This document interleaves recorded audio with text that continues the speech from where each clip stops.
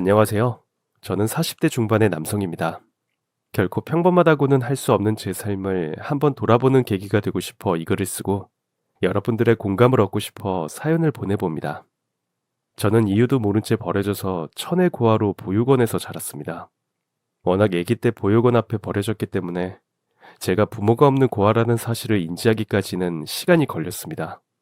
어느 정도 자라다 보니 제가 살고 있는 곳이 보육원이고 같이 자란 형, 누나, 동생들이 다 여러 이유로 부모가 없는 고아라는 사실을 알게 되었습니다.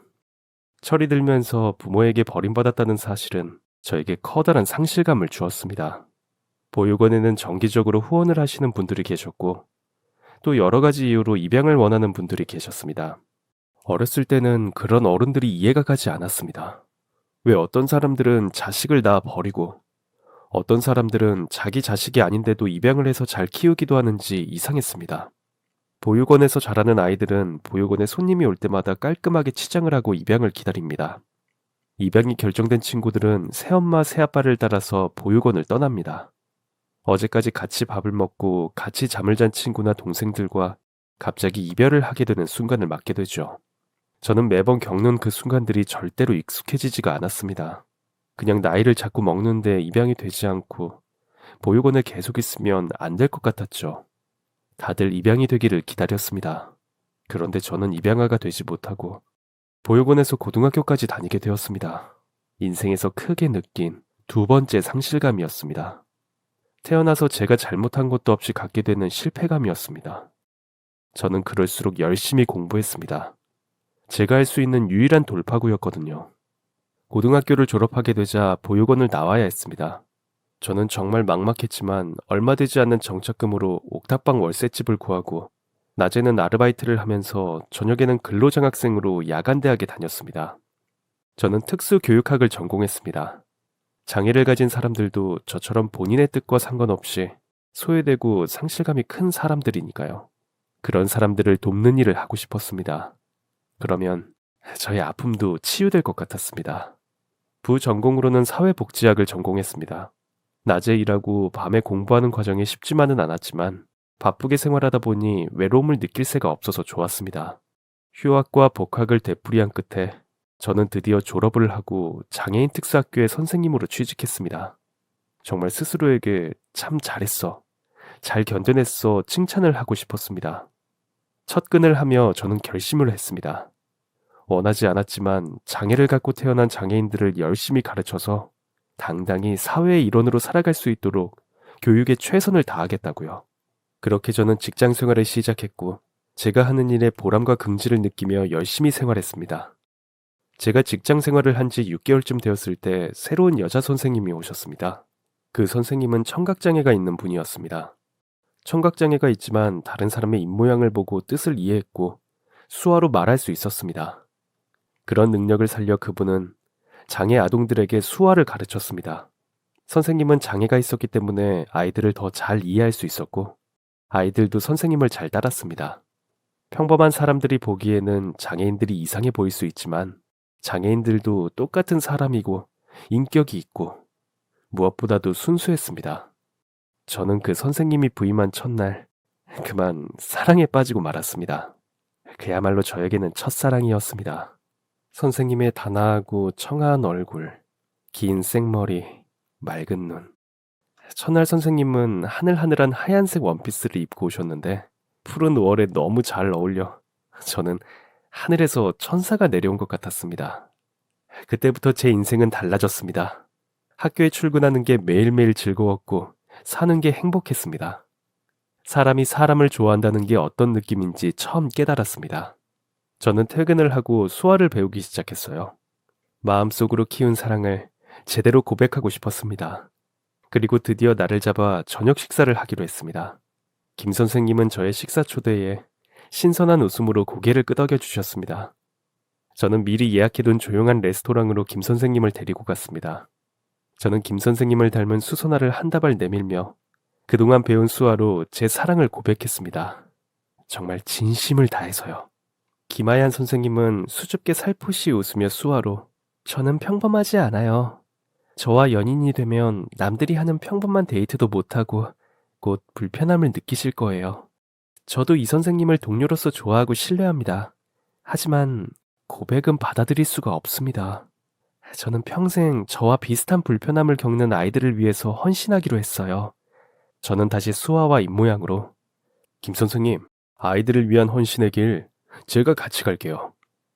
저도 그러려고 특수교사가 된 거예요. 하얀 씨가 들으면 실망하실 수도 있지만 저는 고아입니다. 이유도 모른 채 부모에게 버림받고 고아원에서 자랐습니다. 그래서 저는 불완전한 삶을 이해하고 사랑합니다. 어느 누구도 불완전한 삶을 원하지는 않지만 많은 사람들이 불완전한 삶을 살고 있어요. 저는 그런 부족함을 하얀 씨와 함께 채워나가고 싶습니다. 하얀 씨를 처음 본 순간부터 꿈꿔왔습니다. 부디 제 마음을 받아주세요. 김 선생님은 그 깊고 맑은 눈으로 저를 한참이나 바라보더니 고개를 끄덕이며 수화로, 좋아요. 이 선생님의 눈을 보니 진심이 느껴지네요. 하며 웃어주셨습니다.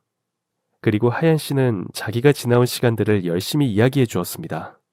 저는 아주 아기 때 심하게 고열이 나고 아팠는데 그때는 저희 집이 시골에 살 때라 병원이 좀 멀었었나 봐요. 그래서 제때 치료를 못해서 제가 그만 청각을 잃었대요. 그래서 부모님은 항상 저에게 미안해하시고 마음 아파하세요. 그렇지만 그게 어디 부모님 잘못인가요? 그냥 일이 그렇게 된 거죠. 뭐 제가 다른 모든 게 완벽해서 그런 일이 생겼다고 생각해요. 라며 쾌활한 웃음을 지었습니다. 생각보다 하얀 씨는 밝은 사람이었습니다. 남들이 보면 웃겠지만 저희는 시간 가는 줄 모르고 열심히 수다를 떨었습니다. 물론 수아로요. 하얀이는 엄마와 여동생의 딸, 조카와 셋이서 산다고 했습니다. 아버지는 오래전 췌장암으로 돌아가셨고 얼마 전 하나밖에 없는 여동생도 췌장암으로 하늘나라로 갔다고 합니다. 그렇게 하얀이와 저는 연인이 되었고 예쁘게 사랑을 키워나갔습니다. 하얀이가 청각장애인이었지만 저는 조금도 불편함을 느끼지 않았습니다. 수아로 모든 대화가 가능했고 눈빛만 봐도 서로의 마음을 알 수 있었습니다. 하얀이와 저는 자주 하얀이네 집에서 데이트를 했습니다. 하얀이 어머니는 하얀이만큼이나 미인이셨고 성품 또한 훌륭한 분이라서 저를 아들처럼 좋아해 주시고 항상 반기셨습니다. 저는 너무 외롭게 살아왔기 때문에 그런 가족 간의 사랑이 너무 좋았습니다. 일주일에 한두 번은 꼭 하얀이 집에서 어머니께서 해주는 맛있는 음식을 먹고 어머니와 하얀이 그리고 예쁜 조카까지 넷이서 즐거운 시간을 보냈습니다. 그렇게 연애를 1년쯤 하다가 저는 하얀이에게 청혼을 했습니다. 하얀아, 나와 결혼해 줄래? 내 가족이 되어줘. 내가 태어나서 처음으로 갖는 가족이 너였으면 좋겠어. 나에게는 처음이자 마지막 가족이 될 거야. 하얀이는 제 수아를 보고 눈물을 뚝뚝 흘리며 고개를 끄덕였습니다. 그렇게 하얀이와 저는 하얀이 가족들의 축복과 우리 제자들의 축하를 받으며 부부가 되었습니다. 하얀이와 저는 따로 분가를 하지 않고 장모님 집에서 장모님과 조카와 같이 살기로 했습니다. 하얀이도 계속 학교 일을 해야 했고 저는 가족들이 여럿이 다 같이 사는 게 너무 좋았습니다. 매일매일이 꿈 같고 행복한 나날이었습니다. 하얀이와 저는 같이 출근을 하고 좋아하는 일을 하며 보람을 느꼈고 퇴근을 하면 항상 장모님의 정성 가득한 맛있는 저녁이 준비되어 있었습니다. 저희 가족은 다 같이 저녁을 맛있게 먹고 그날 있었던 얘기들을 하면서 즐거운 시간을 보냈습니다. 조카딸은 10살로 이제 초등학교 3학년이어서 학교에서 있었던 일을 제잘제잘 떠들었죠. 불완전함 속에서 저희들은 완전한 행복감을 느끼고 있었습니다. 결혼하고 1년 차에 하얀이는 임신을 했고 예쁜 딸을 낳았습니다. 저는 세상을 다 가진 것 같은 기쁨을 느꼈습니다. 너무나 외로웠던 제 삶이 모두 보상받는 느낌이었습니다. 장모님도 기뻐하셨고 하얀이도 너무 행복해했습니다. 수원이의 탄생으로 저희 집은 더 복작거렸고 저는 그 복작거림이 시끄러움이 더할 수 없이 좋았습니다. 하얀이는 휴직을 하고 장모님과 함께 육아에만 신경을 썼습니다. 하얀이의 특성상 장모님의 도움은 절대적으로 필요했습니다. 너무 행복해서 불안할 정도의 날들이 계속되었던 어느 날, 저에게 큰 불행이 찾아왔습니다. 지금 생각해도 가슴이 먹먹하고 온몸이 슬픔으로 가득해지는 사고가 났습니다. 우리 딸 소원이가 3살이 되던 해, 소원이가 낮잠을 자고 하얀이는 소원이를 장모님께 맡기고 동네 서점에 육아에 관련된 책을 사러 나왔습니다.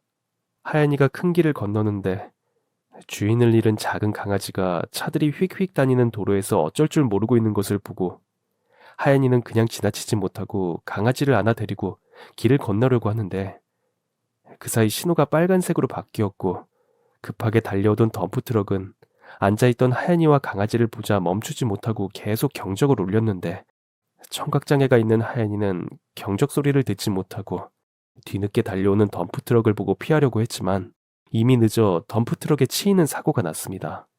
하연이는 쓰러져서 그 자리에서 사망했고 하연이 품에 있는 강아지는 놀라서 뛰어나갔습니다. 저는 학교에 있다가 경찰로부터 사고 소식을 듣고 병원으로 미친 듯이 달려갔습니다.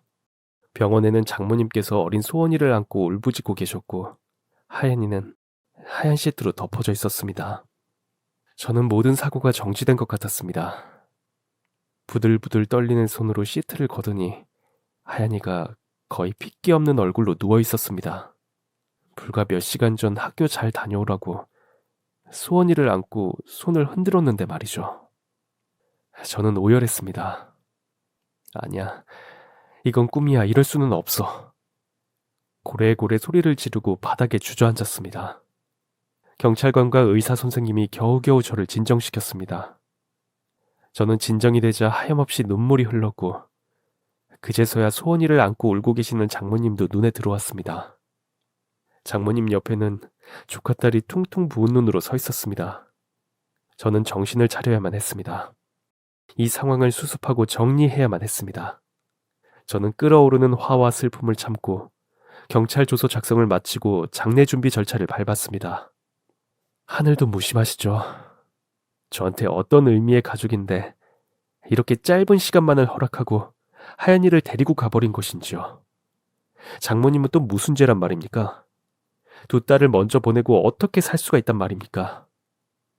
장모님과 저는 냉혹한 현실 앞에 무릎을 꿇고 하연이 장례를 치렀습니다. 하연이는 사랑하는 가족들과 제자들의 배웅을 받으며 하늘나라로 떠났습니다. 우리는 하연이를 선산에 묻고 집으로 돌아왔습니다. 장모님과 13살짜리 조카, 그리고 어린 내 딸 수원이. 하연이 하나만 빠졌는데 집이 텅 빈 것 같았습니다. 장모님과 저는 앞이 막막했지만 애들이 있기 때문에 어떻게든 힘을 내고 살아야 했습니다. 저는 장모님과 며칠 비워둔 집을 정리했습니다. 서로 말없이 각자 알아서 해야 할 일들을 했습니다. 이제 3살인 소원이는 엄마의 죽음도 모르고 어찌나 재롱을 떨면서 예쁜 짓을 하던지요. 아무것도 모르는 소원이는 그저 아빠인 제가 집에 계속 있으니 좋아하면서 계속 제 뒤를 아장아장 따라다니며 아빠 아빠 노래를 불렀습니다. 그런 소원이를 보니 저도 조금은 삶의 의욕이 생겼습니다. 장모님은 하연이 옷을 정리하겠다면서 하연이와 제가 쓰던 침실방으로 들어가셨고 저는 소원이를 씻겨서 재워 소원이 방에 뉘었습니다. 소원이가 태어나고 한참 예민해져 사춘기를 겪고 있는 조카딸도 자러 들어가고 저는 제 방으로 갔습니다. 그런데 안에서 장모님의 이상한 신음소리가 들렸습니다. 아, 아... 저는 너무 이상한 생각에 방문을 살짝 열었는데 장모님께서 얇은 잠옷 차림으로 하연이와 제가 쓰던 침대에 엎드려서 신음을 하고 계셨습니다. 저는 너무 놀라고 황망해서 문을 얼른 닫고 어쩔 줄 몰라서 방문 밖에서 서성이고 있었습니다. 그때 문이 열리며 장모님께서 발갛게 상기된 얼굴로 두리번거리며 제 손을 잡고 방으로 들어가 방문을 걸어 잠그셨습니다. 침대 옆 부부 테이블에는 와인과 가벼운 안주가 있었습니다. 장모님은 어리둥절한 저를 의자에 앉게 하고 손수 와인을 따서 저에게만 따라주었습니다. 그리고 장모님은 깊은 한숨을 쉬시며 알 수 없는 눈빛으로 한참을 쳐다보시더니 말씀을 시작하셨습니다. 여보게 이서방, 내가 자네를 얼마나 좋아하는지 알지? 내 딸의 남편으로서도 훌륭하지만 자네는 한 인간으로서도 정말 훌륭한 사람이야. 자네가 내 사위이고 내가 믿고 의지할 수 있는 가족이라서 정말 좋네. 내가 전생에 큰 죄를 지었는지 남편과 일찍 사별한 것도 모자라서 작은 딸에 이어 큰딸인 하연이까지 나보다 먼저 하늘나라로 보내고 나니 정말 하늘이 원망스럽다네. 그런데 사실은 하시며 장모님께서는 말씀을 더 이상 못하시고 눈물을 흘리셨습니다. 저는 가만히 장모님께서 진정되시기를 기다렸습니다. 시간이 조금 흐르자 장모님께서는 다시 말씀을 이어가셨습니다. 여보게 이서방, 사실은 내가 얼마 못 산다네. 5개월 전쯤인가 몸이 안 좋고 자꾸 하혈을 해서 병원에 갔었는데 자궁내막암 말기 진단을 받았다네. 계속 자네와 하연이한테 알리고 정리할 기회만 엿보다가 세상에 하연이를 그렇게 허망하게 보내고 말았네. 이서방, 정말 이를 어쩌면 좋은가? 저는 너무 놀라서 벌떡 일어나다가 술잔과 술병을 엎고 말았습니다. 장모님은 저를 다독이시며 다시 저를 의자에 앉히고 계속 말씀을 하셨습니다. 자네는 잘 모르겠지만 자네 장인어른은 땅 부자였네. 그래서 그 땅들이 아파트 부지로 편입되면서 많은 돈을 보상받게 되었지. 그런데 갑자기 췌장암으로 돌아가셔서 나는 그 돈을 가지고 서울로 와서 정착하게 되었네. 나는 내 두 딸들이 내가 없어도 잘 살 수 있게 건물과 아파트들에 투자를 했고 큰 부자가 되었어. 계산해 본 적은 없지만 다 정리하면 거의 100억대는 되지 않을까 싶네. 내가 투자를 하고 부동산이 많이 올랐거든. 그런데 그만 하연이 동생도 허망하게 지 아빠처럼 췌장암으로 꽃다운 나이에 보내버리고. 그래도 난 자네를 사위로 얻어 이제 다 잘 될 일만 남았다고 생각했네. 소담이에 이어 예쁜 소원이도 생기고 해서 이제 우리 네 식구 행복하게 살 일만 남았다고 생각했는데 내가 시한부 선고를 받게 되었지. 그래도 난 살 만큼 살았으니까 시간은 좀 걸렸지만 받아들일 수 있었네. 날 잡아서 하얀이랑 자네한테 말하고 남은 시간 손녀딸들 재롱 보면서 그렇게 자네 장인 옆으로 가려고 했는데 하얀이가 그런 사고를 당하다니. 이서방, 그래서 내가 어쩔 수 없이 자네한테 이렇게 어려운 부탁을 하게 되었네 그려. 자네 나이도 한창인데. 이서방, 나 죽거든 소담이를 자네 호적에 입적시켜서 소원이와 자매로 같이 키워주면 안 되겠나? 소원이도 걱정이지만 그래도 소원이는 자네 핏줄이니 자네같이 훌륭한 아빠가 어련히 잘 키워주겠지만 우리 소담이는 이 할미마저 죽고 나면 천의 고아가 되는 게 아닌가. 소담이는 어려서부터 아빠도 없이 자라다가 5살 때 지 엄마까지 죽어서 부모의 정이 많이 그리운 아이네. 그래도 이모랑 이모부를 부모같이 잘 따랐는데 하나밖에 없는 이모도 죽고 나까지 가버리면 저 가여운 것을 어쩌겠나. 응? 내가 내 재산 다 자네에게 증여할 테니 나 죽기 전에 소담이 자네 자식으로 받아주면 안 되겠나.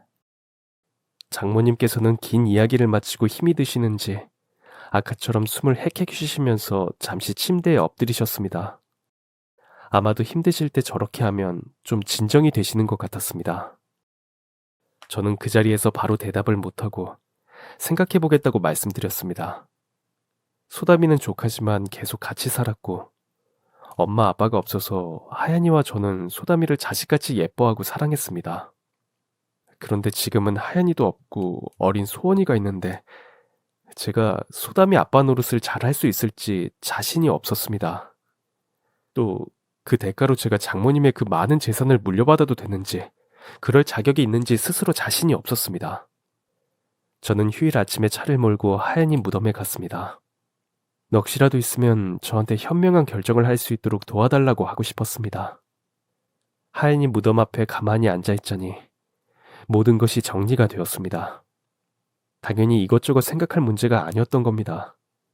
소담이도 소원이처럼 똑같이 제 가족이었습니다. 소담이도 저처럼 본인 의지와 상관없이 부모를 잃은 것이고 한 분밖에 남지 않은 할머니까지 이를 위기에 처한 것이죠. 당연히 저는 소담이와 소원이를 잘 돌봐야 했던 것이죠. 호적에 올리고 안 올리고는 그저 법률적인 문제일 뿐이었습니다. 저는 가벼운 마음으로 집으로 돌아와 장모님께 제 생각을 전해드렸습니다. 장모님, 그날 바로 그렇게 하겠다고 말씀 못 드려서 죄송합니다. 소담이 제 딸로 입적시키고 소원이랑 자매로 잘 키우겠습니다. 소담이는 그전부터 이미 마음으로는 제 딸이나 마찬가지였어요. 하연이가 없으니까 제가 걱정이 많아서 바로 대답을 못 드렸는데 하연이한테 갔더니 모든 게 선명해졌습니다. 장모님과 소담이 저 소원이 저희는 뗄래야 뗄 수 없는 가족입니다. 이미. 장모님께서는 제 손을 잡고 고맙네 이서방. 정말 고마워. 이제 내가 죽어도 마음 편히 눈 감을 수 있겠어. 죽어서 자네 장인이랑 처제랑 하얀이 얼굴을 볼 수 있겠어. 자네 덕분에. 하며 눈물을 훔치셨습니다. 저는 장모님, 요즘엔 의학도 발달했으니 포기하지 마시고 치료 받으세요. 소담이 소원이 크는 모습 더 보셔야죠. 그러자 장모님은 고개를 저으며 나라고 안 해봤겠나. 이미 발견 당시 사기여서 손 쓸 수가 없다네. 다른 곳으로 전이도 되고 이제 난 틀렸어. 라며 희미하게 미소 지으셨습니다. 장모님은 남은 3개월이라도 소담이와 소원이 실컷 보고 가시겠다고 하셨습니다. 장모님과 저는 장모님이 살아계실 때 모든 일을 매듭짓기 위해 소담이를 정식으로 제 딸로 입적시켰고 장모님은 장모님 앞으로 된 모든 재산을 저에게 증여하였습니다. 장모님은 마음이 홀가분해져서인지 병원에서 성공한 것보다 조금 더 사시고 소담이가 중학생이 되는 모습을 보고 조용히 눈을 감으셨습니다. 저는 장모님 장례를 정중하게 모셨습니다. 장모님을 선산 장인어른 옆에 안장하고 그 아래 나란히 있는 하얀이와 처제를 보고 왔습니다. 저는 학교를 그만두고 전업 아빠가 되었습니다. 장모님께서 남겨주신 재산 덕분에 먹고 살 걱정은 없었습니다. 매달 상가 건물에서 들어오는 월세로 충분히 애들 교육하고 저축까지도 할 수 있었으니까요. 하지만 아이들을 제대로 돌보는 일은 생각처럼 쉽지만은 않았습니다. 소원이가 태어나고부터 소담이가 약간 엇나가기 시작했었습니다. 누구나 겪는 사춘기와 겹치기도 했고 할머니와 이모, 이모부의 사랑을 독차지하다가 소원이가 태어나자 자연스럽게 가족들의 사랑이 소원이한테 쏠리자 소외감을 느끼기 시작했던 것이죠. 그러다가 설상가상으로 엄마같이 달았던 이모와 할머니까지 돌아가시고 이모부라고 불렀던 사람이 아빠가 되자 소담이는 혼란에 빠졌습니다. 자꾸만 나쁜 친구들과 어울리고 사고를 쳤습니다. 마치 일부러 엇나가기로 작정한 아이 같았습니다. 그러다가 결국 사고가 터졌습니다. 소담이와 같이 어울리던 나쁜 친구들이 같은 학교 동급생 친구를 폭행하는 사건이 일어났습니다. 소담이는 폭행 현장에는 있지도 않고 폭행에 가담하지도 않았지만 그 나쁜 친구들과 같은 카톡방에서 대화하고 계획을 알고 있었다는 이유로 같이 처벌을 받게 되었습니다. 소담이는 자신의 삶이 혼란스러워 나쁜 친구들을 따라다니며 일탈하기는 했지만 누군가를 단체로 폭행하는 아이가 아니었기 때문에 폭행에는 가담을 하지 않았던 것이죠. 저는 학교에서 걸려온 전화를 받고 한달음에 달려갔습니다. 교장실에는 교장 선생님과 피해자와 가해자의 담임 선생님들, 그리고 피해자 학부모님이 와 계셨습니다. 학폭위가 열리기 전이었습니다. 저는 앞뒤 안 가리고 피해자 부모 앞에 무릎을 꿇었습니다. 한 번만 용서해 주세요. 우리 소담이가 원래 그런 아이가 아닌데 얼마 전 사랑하는 할머니가 돌아가시고 마음을 못 잡아서 잠시 좋지 않은 길로 빠진 것 같습니다. 같이 자식을 키우는 부모로서 너그러이 한 번만 선처해 주시면 제가 다시는 이런 일 없도록 잘 지도하겠습니다. 갑작스런 저의 행동에 교장 선생님이야 모든 선생님들은 깜짝 놀라며 저를 일으키려고 했습니다. 그 중에서도 가장 놀란 것은 소담이었습니다. 저는 계속 꿇어앉아 피해자 부모님들을 간절한 눈빛으로 쳐다보았습니다.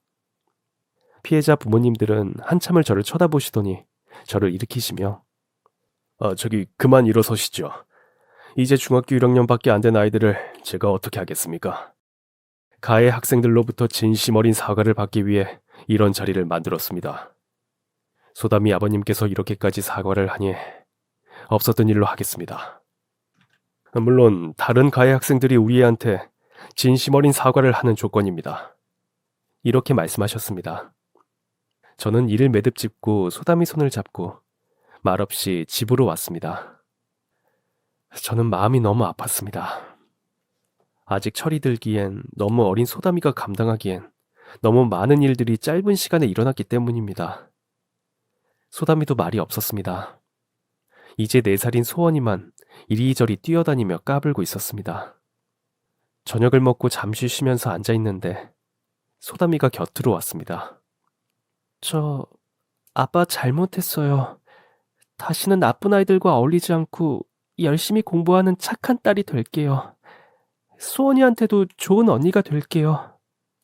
저 때문에 무릎까지 꿇으시고 죄송해요. 이러는 겁니다. 저는 가슴이 찡하고 눈물이 솟구쳤습니다. 소담아 괜찮아. 아직 어린 네가 감당하기엔 우리한테 너무 많은 일들이 일어났잖아. 소담이가 이모부를 아빠라고 처음으로 불러주니까 정말 좋구나. 소담아, 아빠든 이모부든 그런 것들은 중요한 게 아니란다. 우린 처음부터 진짜 가족이었으니까. 다만 법적으로 소담이를 완벽하게 보호하기 위해서 할머니께서 특별히 이모부에게 소담이의 아빠가 되어주기를 부탁하신 거란다. 그러니 소담이가 이모부를 아빠라고 편하게 부를 수 있을 때 불러줘도 괜찮아. 소담아, 그동안 많이 힘들었지? 이모와 할머니가 그렇게 갑자기 소담이 곁을 떠나버려서 어른이 이모부도 많이 힘들었는데 어린 소담이는 정말 힘들었을 거야. 소담아, 이모부도 부모님이 안 계신 거 알고 있지? 이모부는 이모도 없고 할머니도 없었단다. 아무도 없었지. 이모부는 고아원에서 자랐어. 이모부가 소담이 마음을 다는 알 수 없겠지만 소담이는 그래도 이모와 할머니의 사랑을 듬뿍 받고 자랐잖아. 이모부가 많이 부족하겠지만 이모와 할머니 모까지 사랑해줄게. 소담이도 이모부를 사랑해주고 진짜 가족으로 받아주면 안 될까? 라고 말하자 소담이는 아니에요 아빠. 저도 이모부가 아빠인 거 좋아요. 그동안 속상하게 해드려서 정말 죄송해요. 그냥 투정 부리고 싶었나 봐요. 처음부터 이모부가 좋았어요. 소원이도 너무 예쁜데 이모부가 소원이만 예뻐할까봐 겁이 났었던 것 같아요. 이모부, 아니 아빠.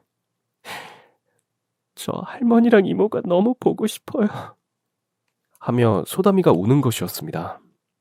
저는 그래, 아빠도 할머니와 이모가 너무 보고 싶구나 하며 소담이 등을 토닥여 주었습니다. 소담이를 제 호적에 입적시킨 이후로 소담이는 저한테 처음으로 아빠라는 호칭을 썼습니다. 이모부가 갑자기 아빠가 되니 소담이는 이모부라는 호칭도 아빠라는 호칭도 그 어떤 호칭도 그동안 쓰지 않았었거든요.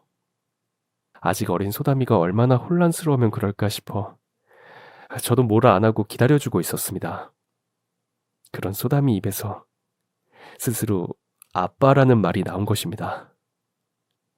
저는 말없이 소담이를 꼭 안아주었습니다. 소담이도 제 품에 안겨 눈물을 뚝뚝 흘렸습니다. 어린 소원이는 셈이 나는지 자기도 안아달라며 꿩새끼처럼 머리를 제 가슴에 들이밀었습니다. 소담이와 저는 그런 소원이를 보며 웃고 말았습니다. 다시 한번 불완전한 가족이 완벽하게 완전한 하나의 가족으로 태어난 순간이었습니다. 그리고 첫 번째 장모님 기일이 되었습니다.